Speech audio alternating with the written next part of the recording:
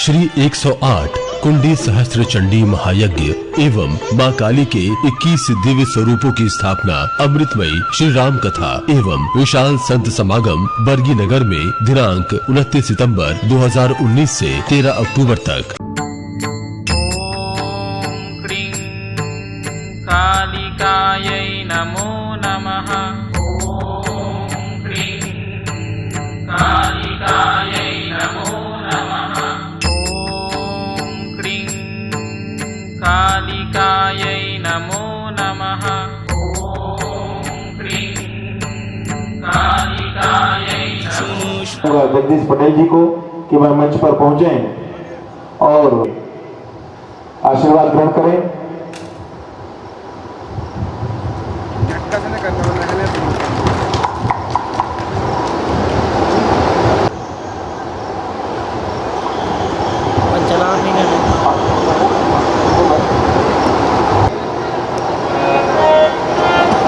रेवा के गोद में बैठ करके राम नाम ले रहे हैं, ऐसा अनुभव करते हुए भाव के साथ भगवान नाम स्मरण करेंगे।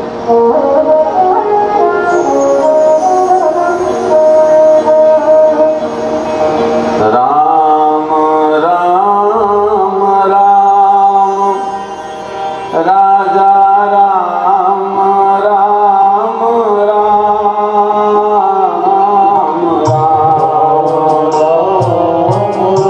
गाइए सभी लोग प्रेम के साथ।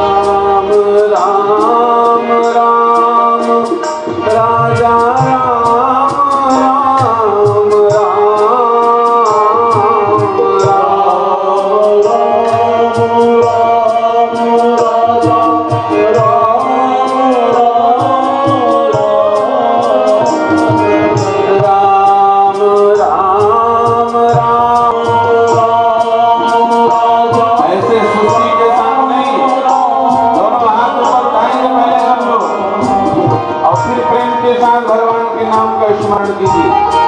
भगवत कीर्तन करना भी अभ्यास का विषय है। वही लोग भगवान नाम का कीर्तन कर सकते हैं जिनको अभ्यास हो। जिन्होंने कभी जीवन में राम नाम नहीं भजा है उनको कीर्तन करना नहीं आएगा। और जो रोज एक घड़ी या 2 घड़ी भगवान नाम स्मरण करते होंगे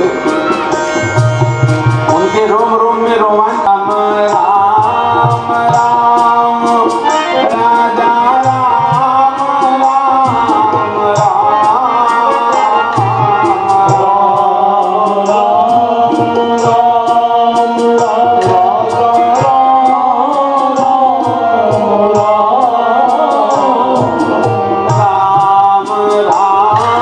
राम राजा राम राम।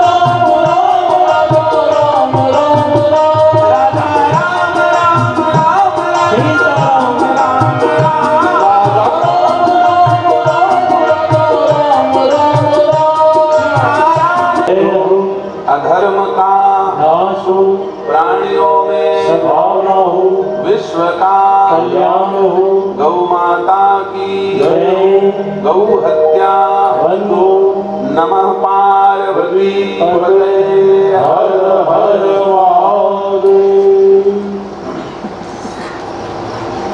परमाध्यक्ष अशरण शरण कारण अकारण करण करुणा वरुणालय भगवान श्री सीताराम जी के महती कृपा से त्रिपुर सुंदरी राजराजेश्वरी अखिल भुवनेश्वरी जगदेश्वरी सर्वेश्वरी महामाया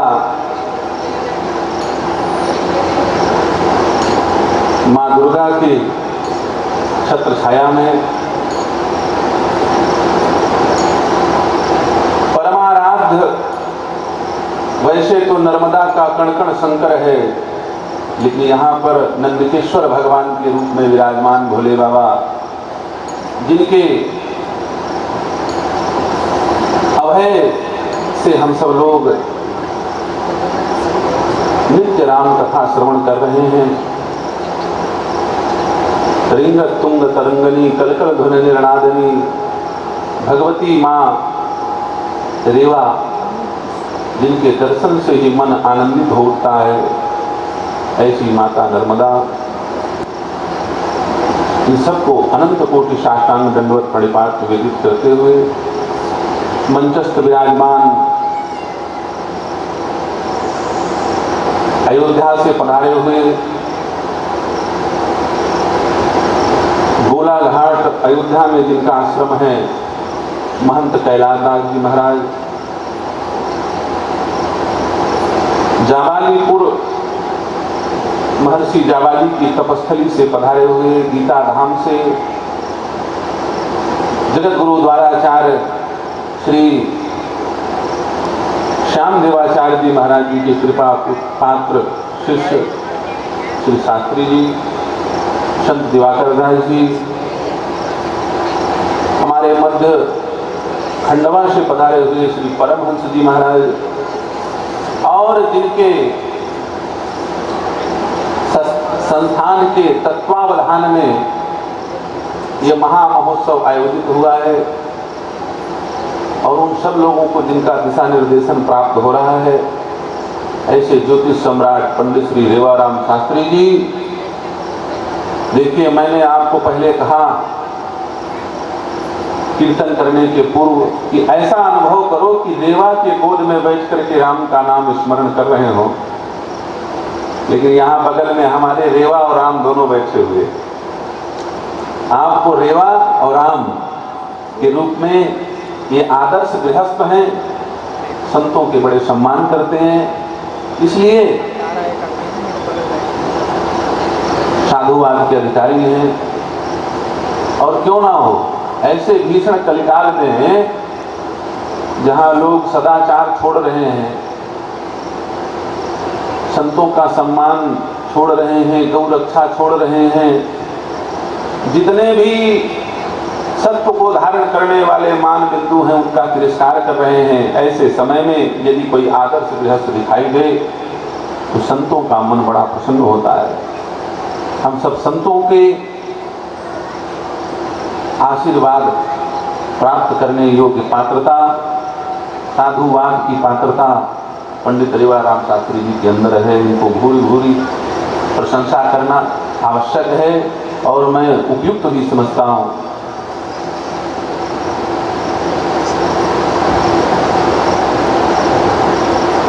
यह संत सम्मेलन चल रहा है,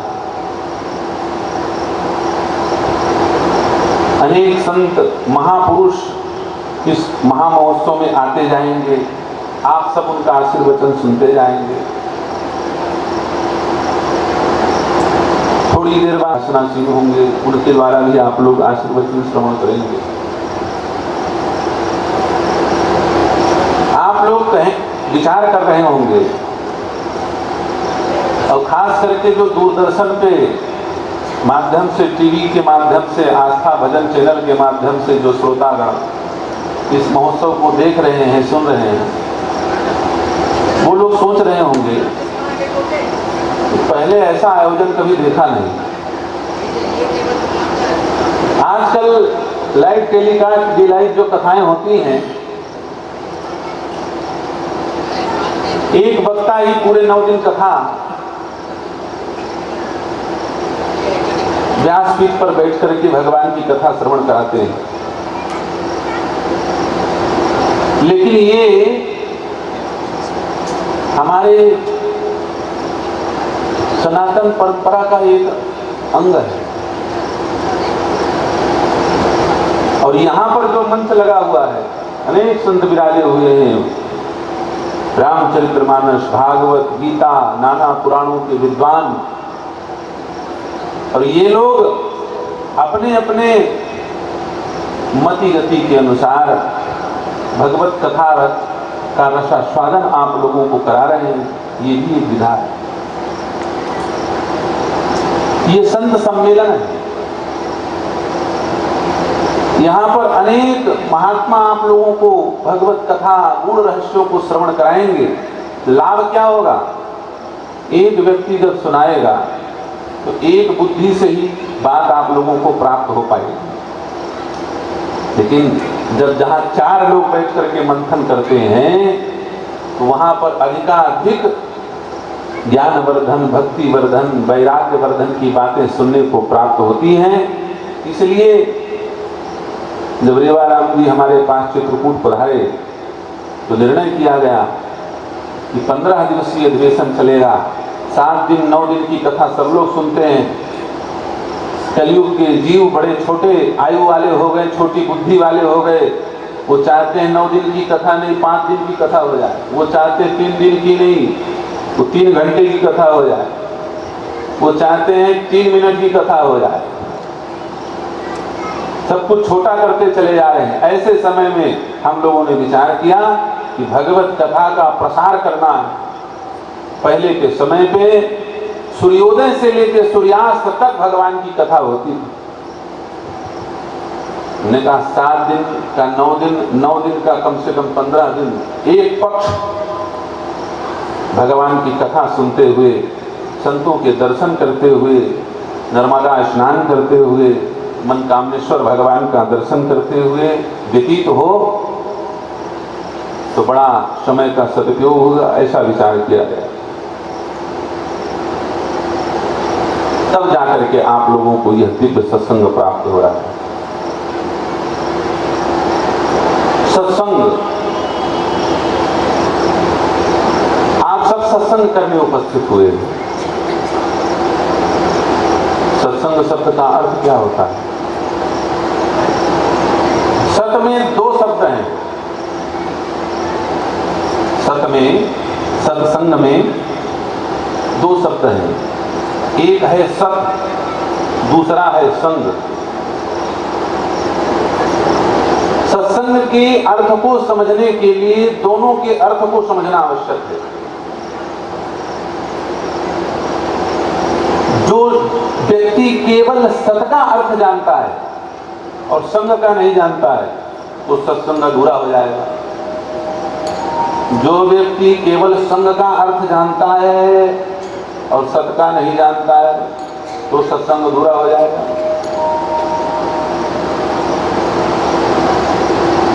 सत का अर्थ क्या होता है? विद्वानों ने सत शब्द का अर्थ बताया, जो सदा एक समान हो, जिसमें कभी कोई परिवर्तन ना आए और स्पष्ट कहें तो जिसको काल नष्ट ना करे। अच्छा सच बताओ, हवा किसी चीज को खराब करे चाहे ना करे, पानी किसी चीज को खराब करे चाहे ना करे, धूप किसी चीज को खराब करे चाहे ना करे, लेकिन काल हर चीज को नष्ट कर देता है, स्वरूप को विकृत कर देता है, नहीं कर देता है। कई लोग कहते हैं महाराज दीपावली में पेंट कराए थे घर को, पूरा रंग उड़ गया, उसको तो पानी और धूप ने खराब किया।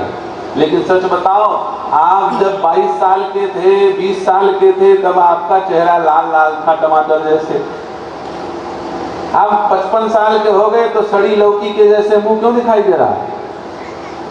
आपको तो पानी धूप में नहीं पड़े ना, आप तो घर के अंदर रहने वाले। आपको ना पानी ने नुकसान पहुंचाया, ना हवा ने नुकसान पहुंचाया, ना धूप ने। फिर आपके स्वरूप को नष्ट किसने किया? काल ने नष्ट किया। काल हर चीज को नष्ट कर देता है।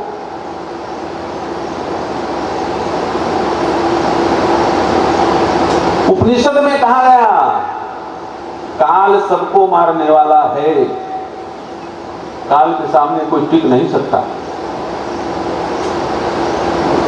और काल से डरना भी चाहिए।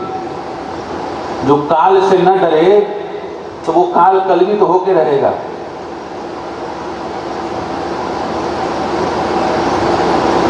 अब आप बोलेंगे महाराज जो काल से डर रहा है क्या वो काल कलवित नहीं होगा? हमारे कहने का अर्थ दूसरा है। काल से डरो लेकिन महाकाल से प्रेम करो। किससे प्रेम करो? महाकाल से। मृत्यु से तो सबको भय लगता है। आप बोलोगे महाराज आपको भय नहीं लगता, हमको भी भय लगता है। हाँ, अभी कुछ दिनों पहले की चर्चा है, राजस्थान में कथा हो रही थी और बड़ी भारी जो है आंधी आई, हजारों लोग पंडाल पे बैठे हुए थे और व्यास जी महाराज व्यासपीठ पर बैठ कर के कथा सुना रहे थे। राम धनी तो काहे की कमी, रहो सदा निर्भय, निर्भय नाम हरि का, राम का नाम लो सदा निर्भय बने रहो। और जब पंडाल उड़ने लगा तो श्रोता बेचारे बैठे रह गए और व्यास जी महाराज मंच से गायब हो गए। सब लोगों ने देखा होगा। काल से डरना और जीवन से प्रेम करना ये अलग बात हो गई। काल से डरना और परमात्मा से प्रेम करना ये अलग बात है। काल से डरना क्यों आवश्यक है? समय थोड़ा बचा, भगवान से प्रेम कर ले, इसलिए काल से डरो। काल से इसलिए मत डरो कि समय थोड़ा बचा, अभी खा पी नहीं पाए ठीक से, अभी घूम नहीं पाए ठीक से, अभी हमारे भोग विलासता का भंडार पूरा नहीं भर पाया, इसलिए काल से डरे। ये गलत बात हो जाएगी। हम काल से डर रहे हैं इसलिए कि अब थोड़ी सांस बची है, उतना भजन नहीं कर पाए जितना भजन करना था, समय चला जाएगा, फिर क्या हाथ में मिलेगा, इसलिए काल से डर। सब काल से डरते हैं। उपनिषद में कहा गया भया दस्यात् निशितपति, भयात् तपति सूर्यः, भयादिन्द्रश्च वायुश्च, मृत्युः धावति पंचमः। सब भय में मारे भाग रहे हैं। किसके? बोले काल के। भयादस्यात् निशितपति। चंद्रमा से किसी ने पूछा क्यों चंद्रदेव आप इतने कप क्यों रहे हो? चंद्रमा में बहुत ठंडी है, आप लोग जानते हो ना। चंद्रमा बहुत ठंडा है, शीतल है।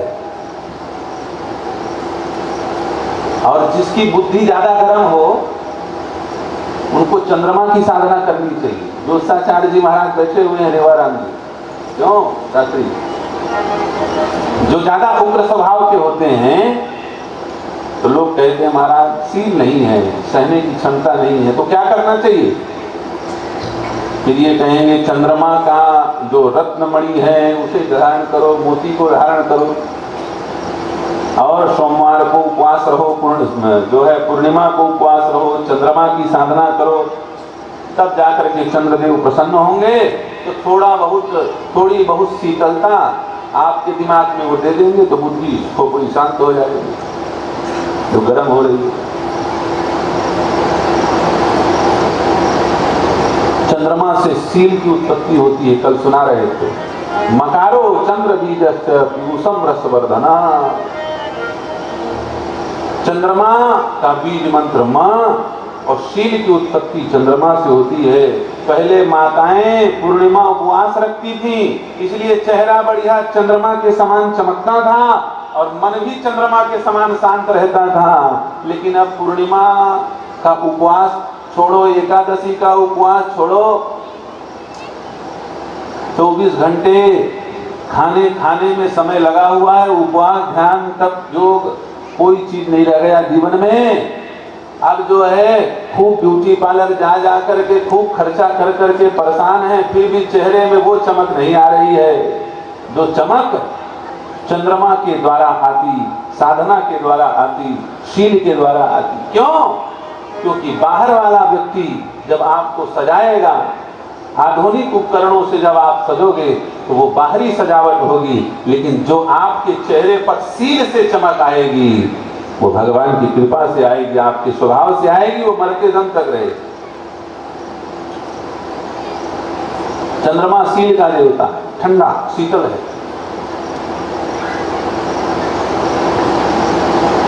तो बहुत ठंडी है चंद्रमा, इतना ठंडा है कि खुद कंप रहा है।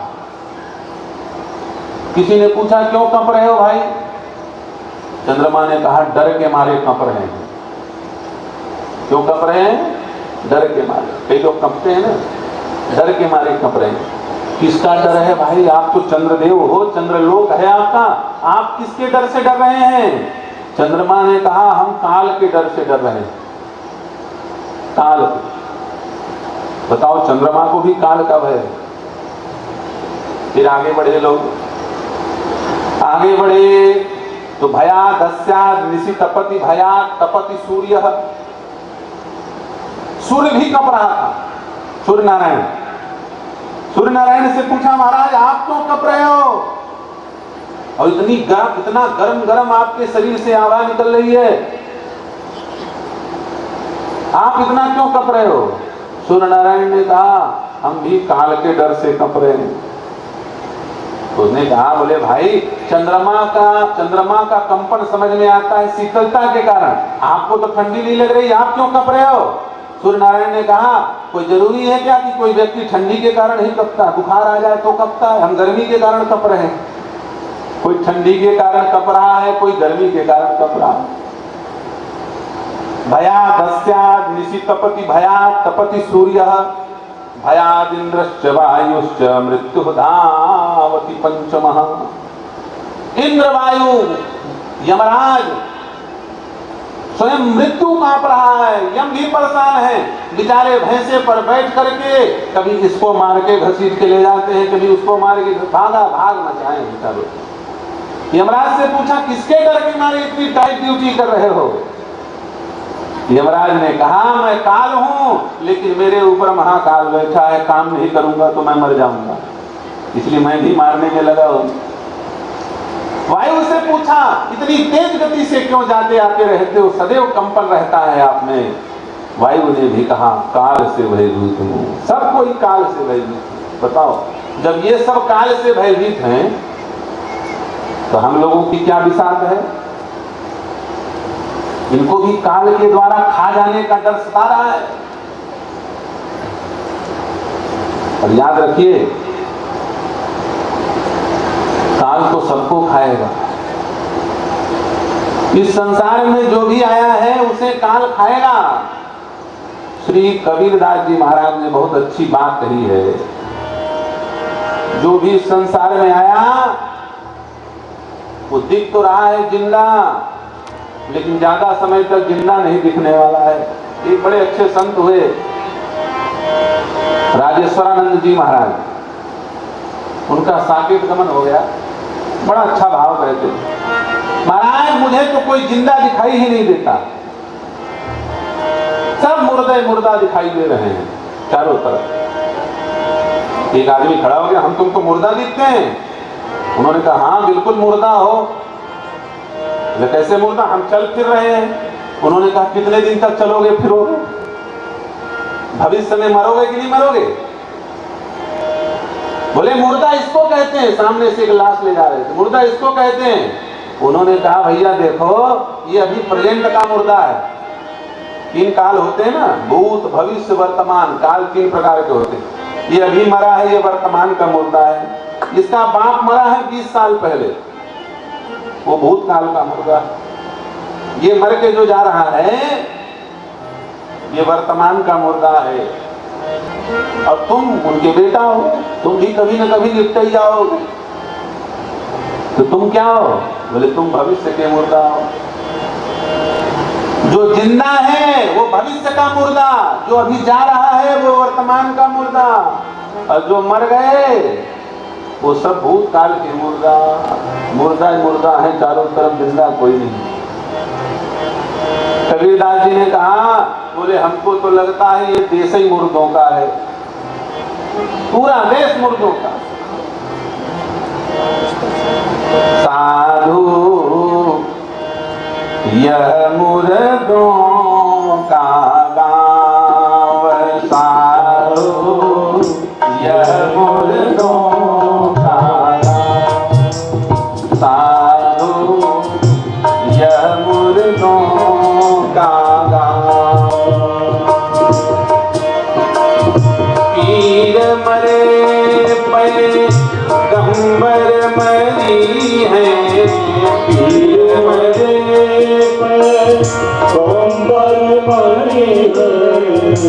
मरी है जिंदा जोगी,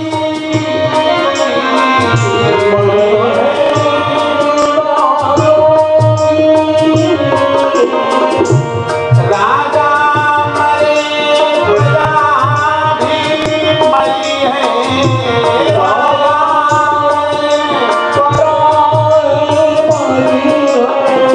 मरे पे मुर्दों का गाँव, साधु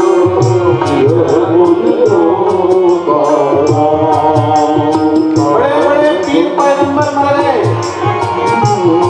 राजा मरे प्रजा भी मरी हैं जिंदा जोगी। और लोगों को बड़ी आशा रहती है हार्ट अटैक होगा। मरे पैद मरे रोगी साधु, मरे पैद मरे रोगी साधु। ये तो रही इंसानों की बात। कबीरदास जी महाराज ने कहा, जिनके लिए इंसान मर जाते हैं उनकी बात सुनो। इंसान किसके लिए मर जाते हैं? भाई भाई एक दूसरे को मार डालते हैं जमीन के पीछे, धरती के पीछे। अरे जरा इस धरती का भी तो रिकॉर्ड सुन लो। सूरज मरी है, चांदो मरी है, सूरज मरी है, मरी है धरणी आकाशा साधो, मरी है धरणी आकाशा। इस धरती को 100 एकड़ 200 एकड़ इकट्ठा करके, करोड़ों अरबों की जमीन इकट्ठा करके हम लोग सोचते हैं कि जीवन सफल हो गया। वो धरती भी मर जाएगी, इस पृथ्वी का भी नाश होना है, सूरज का भी नाश होना है। वही उपनिषद की बात बाबा कबीरदास जी महाराज कह रहे हैं। सूरज मरी है, चांदो मरी है, सूरज मरी है, मरी है धरणी आकाशा, मरी है धरणी आकाशा। 14 भुवन चौधरी मरी है, 14 भुवन चौधरी मरी है, 14 भुवन चौधरी मरी है, 14 भुवन। आप लोग नीचे हो, ऊपर के 7 लोग, नीचे के 7 लोग, अकल विकल सुतल तल तलातल महातल रसातल पाताल, भू भुआ स्वा महाजना सपा सब लोग नष्ट हो जाएंगे। 14 भुवन नष्ट हो जाएंगे, काल सबको खा जाएगा। 14 भुवन चौधरी मरी है, 14 भुवन चौधरी मरी है। और कौन की आशा, और कौन की आशा, यह मुर्दों का गाँव साधु, यह मुर्दों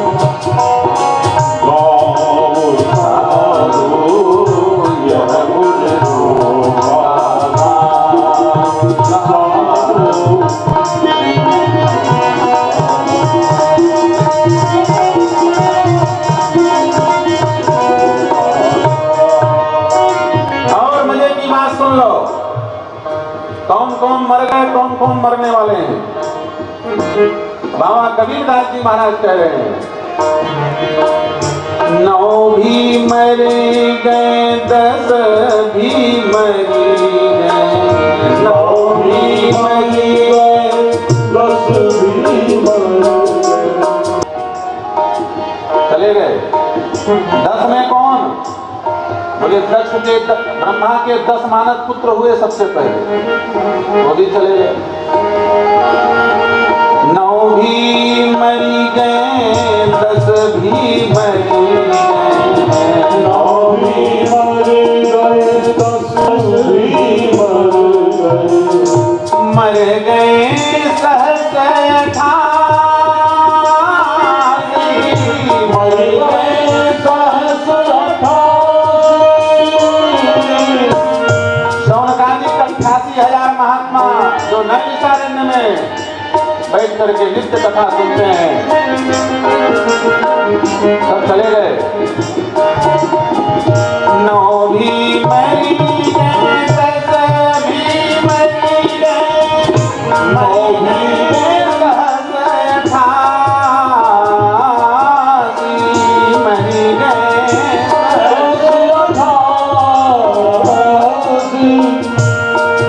और सुन लो, बड़े बड़े यज्ञ करते हैं ब्राह्मण लोग, इदम इंद्राय नमः स्वाहा, इदम वरुणाय नमः स्वाहा।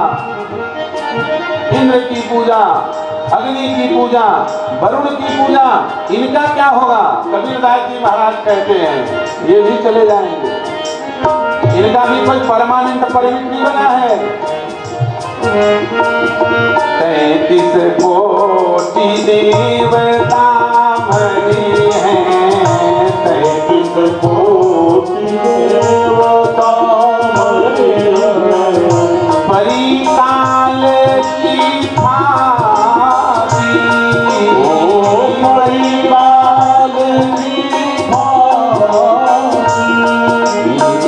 यह मुर्दों का दाम साधु, यह मुर्दों का दाम साधु, यह मुर्दों का दाम साधु।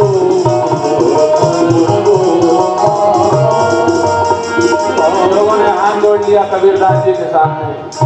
बाबा जब सब मर जाएंगे कोई बचेगा ही नहीं, तो हम लोग भी थोड़ा थोड़ा सरफास खा के जैसे आराम हो जाए। जब मरने इतना डरा क्यों रहे हो मरने से? कोई तो होगा जो बचेगा, कोई तो होगा जो जिंदा रहता होगा। कौन है संसार में ऐसा जो जिंदा रहेगा, जिसको काल नहीं खाएगा? कौन है ऐसा? कबीरदास जी महाराज ने कहा हाँ, इसीलिए तो डरा रहा था, नाश की बात इसीलिए कर रहा था, क्योंकि भय से फिर अविनाशी को ढूंढना शुरू करो। कबीरदास जी महाराज कहते हैं, नाम अनाम रहते हैं नित ही, नाम अनाम रहते हैं। सब मर जाएंगे, केवल राम जी नहीं मरेंगे, राम जी सदैव रहेंगे। कबीरदास जी महाराज से किसी ने पूछा सब मरेंगे तो आप मरोगे कि बचोगे? कबीरदास जी ने कहा नहीं, हम तो बचेंगे। क्यों? क्योंकि मैं कौन हूँ? अविनाशी का बाल का मरो न मारा जाए, राम मरे तो हम मरे, नाही तो मरे बलाय बाबा।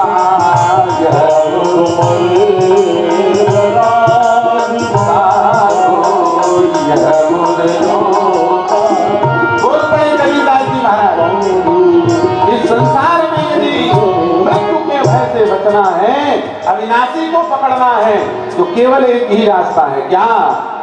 नाम या नाम रहते हैं नित ही, नाम या नाम रहते हैं नित ही। दूजा तत्वन कोई, दूजा तत्वन कोई।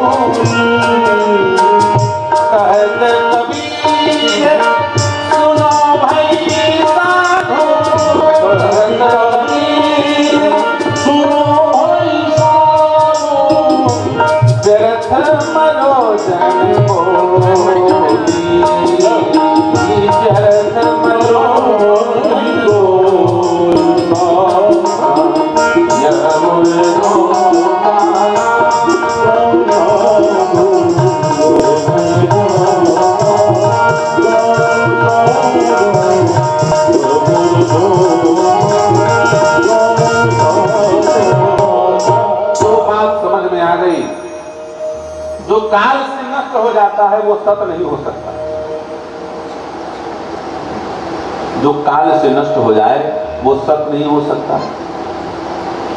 अब हम लोगों के पास क्या सत है, आप लोग निर्णय करो। इतने सारे लोग बैठे हो, देखो नर्मदा खंड के लोग बड़े विद्वान और सहज स्वभाविक वैराग्यवान होते हैं, निश्चिंत रहते हैं नर्मदा खंड वाले लोग। क्या चीज है आपके पास जो सत्य है? आपका नाम सत्य है तो ऐसे कर दो, नहीं है तो ऐसे कर दो। दूर का मामला है फिर भी दिखाई दे रहा है, बहुत दूर दूर बैठे हो आप लोग। आपका नाम सत्य है क्या? अभी आपका नाम जो है, आप जब मां के पेट में थे तब आपका नाम वो था क्या? और पूर्व जन्म में सूकर कुकर कीट पतंग, मान लो गधा रहे होंगे पूर्व जन्म में, तो क्या पूर्व जन्म में भी गधे का नाम संजू रहा होगा? इस जन्म में संजू नाम है तो क्या आप पूर्व जन्म में भी गधा रहे हो तो संजू बोला जाता हो? पूर्व जन्म में संजू नाम नहीं था, इस जन्म में है संजू नाम। अब मान लो प्राण छूट जाए और फिर से गधा बन जाए, अरे ये तो हमारे यहाँ का संजू है, कोई बोलेगा? कोई नहीं बोलेगा। ये नाम केवल इस जन्म के लिए है और इसी जन्म में बदलता रहता है नाम। इस जन्म में कई नाम बदल जाते हैं, 2 4 5 नाम तो एक्स्ट्रा लोग बना के चलते हैं। दोस्त कुछ और कह देता है, मित्र मंडली अपने मित्र का कुछ अलग ही नाम रख देते हैं। माँ अपने बेटे को अलग नाम से बुलाती है, शिक्षक जो होते हैं, गुरुजी होते हैं, वो अलग नाम से बुलाते हैं। ज्योतिषाचार्य बोलते हैं ये राशि का नाम है, इसको सार्वजनिक मत करना, उनके लिए अलग नाम हो गया। अब पत्नी के लिए अलग नाम हो जाता है। गुस्से का अलग नाम, प्रेम का अलग नाम, वात्सल्य का अलग नाम, कितने प्रकार के नाम हो जाते हैं एक ही व्यक्ति के। नाम हमारा सत्य नहीं है। अब मान लो आप अपना नाम सत्य मानते भी हो तो कितने दिनों तक आपका नाम सत्य रहेगा? सच बताइए। जिस दिन आपका शरीर छूटेगा, आपके नाम को असत्य करने के लिए सबसे पहले आपका बेटा पहुंच जाएगा कचहरी। अब बोलेगा साहब जी हमारे पिताजी का शरीर शांत हो गया, ये रहा डेथ सर्टिफिकेट, अब कृपया उनके जमीन के नक्शा खसरा B1 B2 से नाम काट दीजिए और हमारा नाम लिख दीजिए। नाम असत्य कर दिया कि नहीं कर दिया?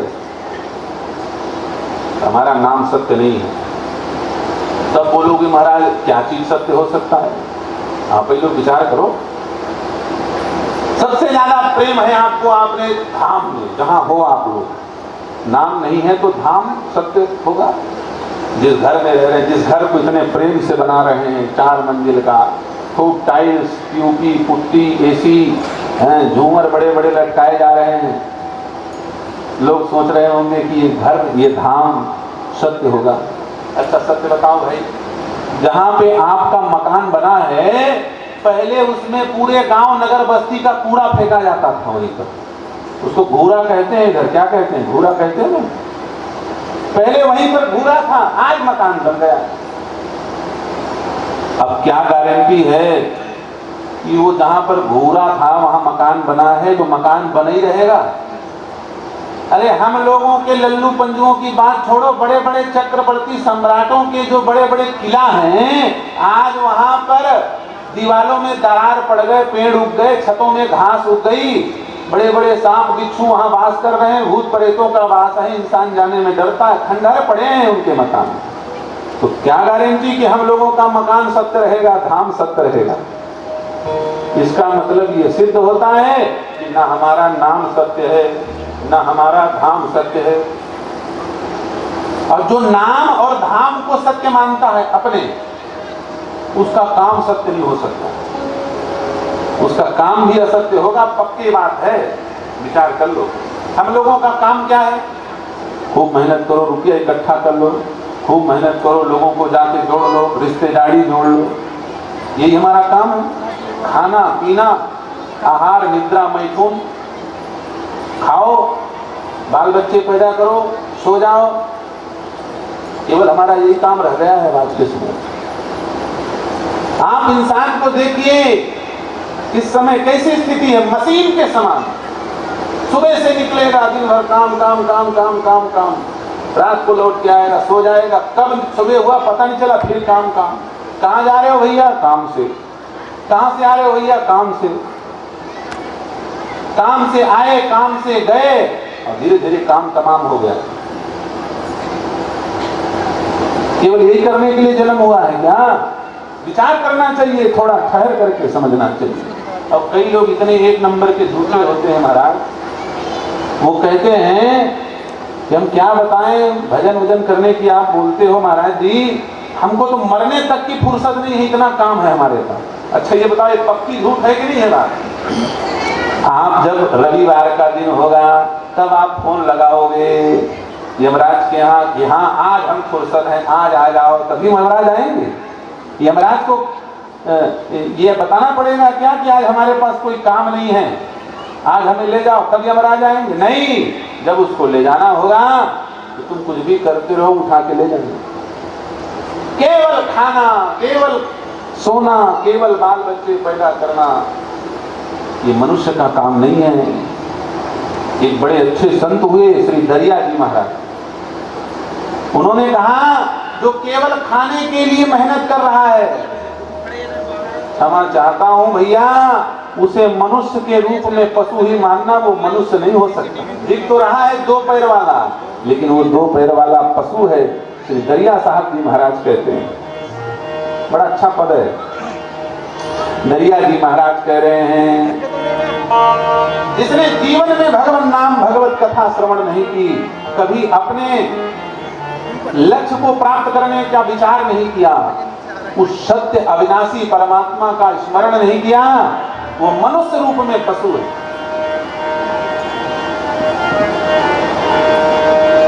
जन दरिया जिन राम न गाया, जन दरिया जिन राम न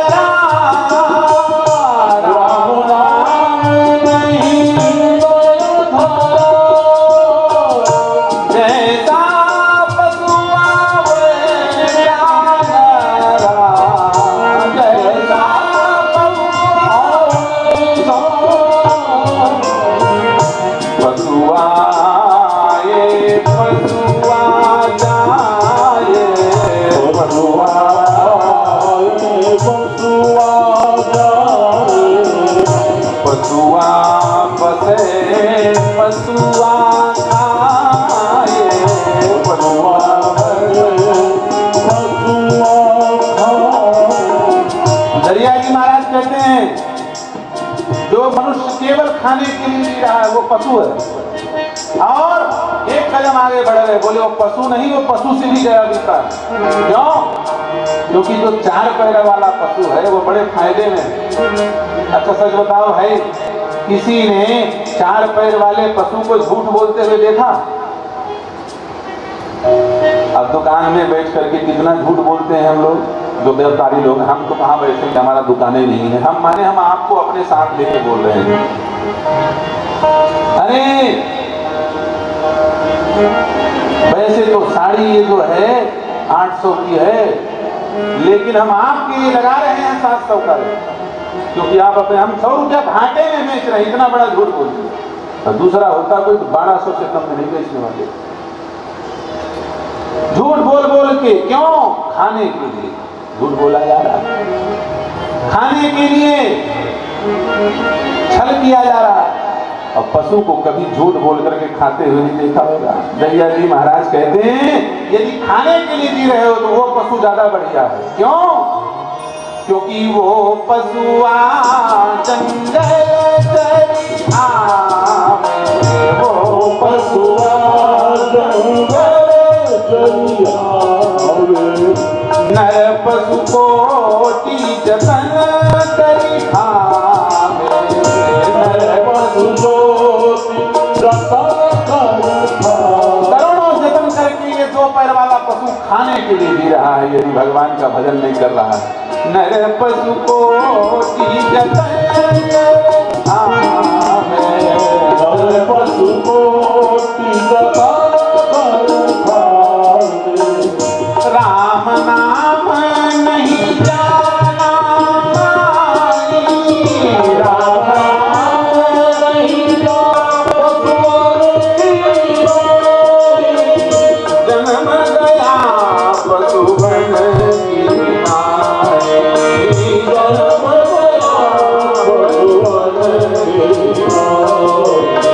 राम नाम नहीं धरा,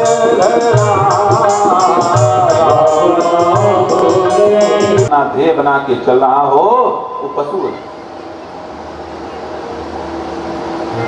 तो बात यहाँ चल रही थी कि ना हमारा नाम सत्य है, ना हमारा ये रूप सत्य है, ना हमारा धाम सत्य है, और जो हम इन सबको सत्य मान करके व्यवहार कर रहे हैं वो हमारा काम भी असत्य है। तो सत्य क्या है भाई? सत्य क्या है? हमारा नाम असत्य है, लेकिन किसका नाम सत्य है जानते हो ना? हर व्यक्ति जानता है किसका नाम सत्य है। अरे बिल्कुल अंगूठा टेक होगा वो भी जानता है कि राम नाम सत्य है सबकी यही। क्यों? सब लोग जानते हो नहीं जानते? जो जीते ही नहीं जा रहा होगा मरने के बाद जरूर जान जाएगा, क्योंकि जब अर्थी में ले जाएंगे तो लोग थोड़ी बहुत कुछ ना कुछ, ऐसा कहा जाता है, पितृपक्ष चल रहा था ना, 13 दिन तक वो प्राण वहीं घूमता रहता है, तो मरने के बाद शरीर छोड़ के थोड़ी चला जाएगा प्राण। कहने का अर्थ यह है हमारा नाम असत्य है, लेकिन राम जी का नाम सत्य है। जब राम का प्राकट्य नहीं हुआ था, कल मैं सुना रहा था आप लोगों को, सूर्य वंश में राम आए, लेकिन सूर्य के पहले भी राम थे। राम नाम था, राम नाम रहा, राम नाम रहेगा। राम जी चले गए लीला संवरण करके भगवान, प्रजा सहित रघुवंश मणि किम गवने। देखा होगा दाढ़ी मूछ वाले राम जी, किसी ने नहीं देखा होगा दाढ़ी मूछ वाले श्याम जी। सदैव भगवान 16 वर्ष की अवस्था में दिखाई देते हैं। कामदगिरि पीठाधीश्वर जगत गुरु भगवान का आगमन हो गया है। समिति के कार्यकर्ता ससम्मान महाराज जी को मंच पर लाएंगे।